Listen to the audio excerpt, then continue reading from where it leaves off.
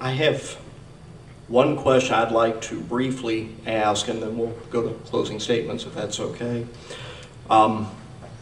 This actually came up in a conversation earlier today, and I don't know if you all will like this question, seeing as you're running for office right now, but should our ethics laws be changed to provide that Corporation Commission candidates cannot take campaign monies from members of the industries they regulate?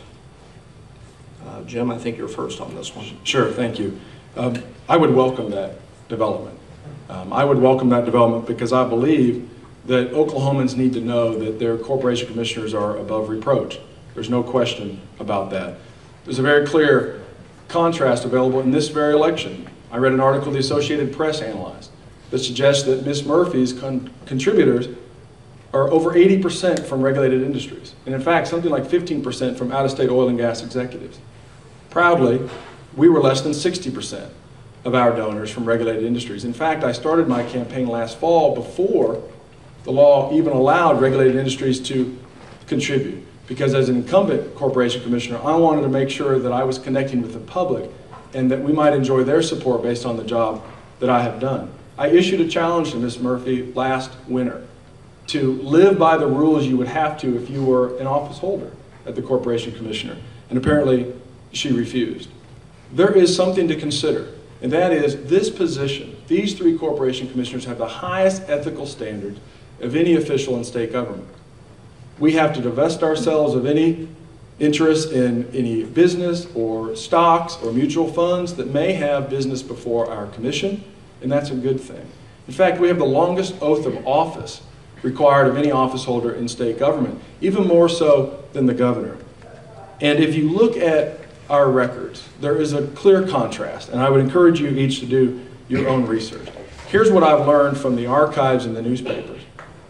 If you want to know how someone will serve in office, look how they have campaigned. In 2002, Ms. Murphy's opponents accused her of ethical violations by using the word judge, which is against the judicial canons. They accused her of accepting illegal contributions from a campaign donor of $20,000, when you can only accept by law $5,000. Instead, this person gave another $15,000 through LLCs and dummied up some addresses on the ethics report to suggest it wasn't the same donor. When challenged, she claimed it was okay. The Ethics Commission said she could do it. The Executive Director of the Ethics Commission said that's not true. In this election cycle, her Republican opponent suggested that she was violating the law by accepting excessive contributions from her campaign manager, an oil and gas owner, executive, who provided her free or negligible rent, free space in the oil and gas business. Now, these are what Republicans have said about the ethics of my opponent.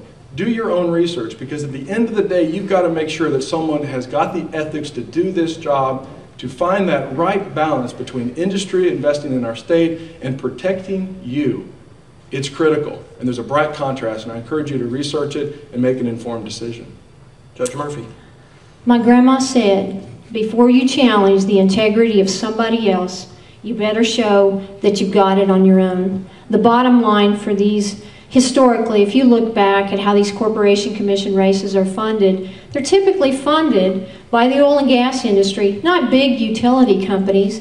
Oil and gas companies, small independent producers that impact various areas in the state of Oklahoma. They don't have lots of consumers, captured consumers, like a big public utility does. Historically, that's where the funding comes from. I'm proud that many of the people that have donated to me are independent producers who have 5 employees or less, and often they're the only one.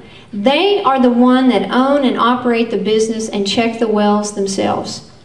I have now received lots of donations from retired folks, many in the $50 to $100 range. I've received donations from the agriculture sector. If you look, I have real diversity in where the sources of funding come from. You will not see my campaign dominated by such an unprecedented amount of donations from individuals at utility companies. Utility companies and oil and gas companies have definitely different functions, and what they do impacts. Oil and gas companies impact a few people. What the public utilities do is impact a lot of the people in a broad-based area. If you want to talk about ethics, There's a few stories out there that you can actually see and connect the dots yourself. If you look at my support, it doesn't come mainly from one particular company. It comes from a broad base across the energy sector, and that's one of the things that is different. I wasn't under the judicial canons as administrative law judge, and I wasn't running as a judge. The Oklahoma Bar Association actually issued a letter, dismissed a campaign complaint that had been made against me, and again, it's just politics as usual. That's what the statements of Mr. Roth are about. If you want to look at connecting the dots of what was done as a county commissioner, up until now, it seems incredibly amazing to me that you would have 4 billionaires as the chairman of your campaign who are all involved as regulated entities. I think big major companies giving you money is a lot different than mom and pop over here in Kiefer and Sapulpa, Oklahoma. If the Ethics Commission decides that they think, or the legislature decides, that it's the best to fund these races in a different way with public funding, I'm for that. I would not be opposed to that. And contrary to what Mr. Roth says, I have followed the Ethics Commission rules. The rules for LLCs have changed. There's never been any intent by me to try to violate the rules. He knows that, and he can draw whatever conclusions he wants from that, but the reality is, you can see the facts for themselves. You should look at our donor list, and one of the things you should be asking yourself, who really has all these donations from outside the state of Oklahoma? And why? Why do you think people in California, in New York, in Georgia, and other places would care about the Oklahoma Corporation Commission or your electric rates or what happens to you here? That's a question that you should be asking yourselves. Commissioner? I'm proud to have the support of thousands of Oklahomans in every amount imaginable and allowed by law. What is interesting is as I'm connecting with people, I'll tell you a story about a hopeful retiree that I met just last week who was looking at the bailout, the mess on Wall Street, worried about his own income and his rising health care costs. And he said to me, I'm 62. I was hoping to retire in 5 years. I now probably have to work another 10. And he gave $3. You know, I think if someone in that predicament that's looking to their future with uncertainty believes enough in the work that I'm doing, I hope you have confidence that I'm looking out for the people that have not traditionally have voices. I'm not bragging about oil and gas companies of any particular size. I'm bragging about Oklahomans who believe in my service, who believe in my impeccable ethical record, and who believe that I'm putting Oklahoma first.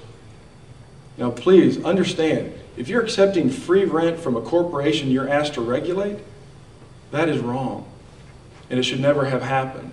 Last March, our agency had to fine the chairman of her campaign for pollution that he failed to report as required by our rules. I wondered what her decision would have been if she had been on the bench. Judge Murphy.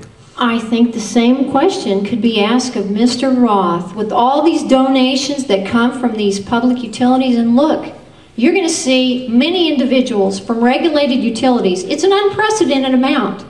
This race has generated some of the largest and most significant contributions.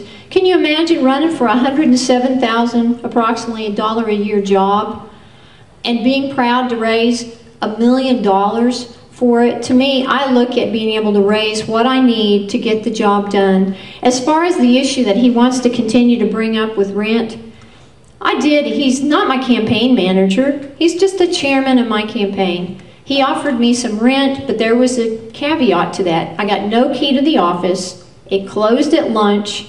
I couldn't get in on the weekends. I couldn't do anything at night because those were the rules.